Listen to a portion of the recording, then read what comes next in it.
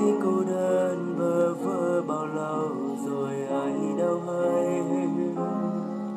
Ngày cứ thế trôi qua miên man riêng anh một mình nơi đây. Những phút giây trôi qua tầm tay, chờ một ai đó đến bên anh lắng nghe những tâm tư này. Là tia nắng ấm, là em đến bên anh cho vơi đi ưu phiền ngày hôm qua.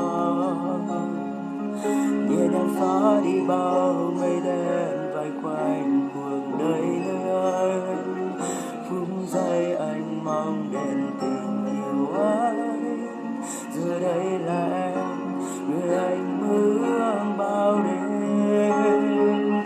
Sẽ luôn thật gần bên anh, sẽ luôn là vòng tay ấm em, sẽ luôn là người yêu em, cùng em đi đến chân trời.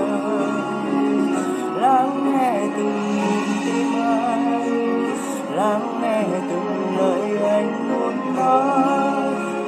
Vì em luôn đẹp nhất khi em cười, vì em luôn là tia nắng trong ngày.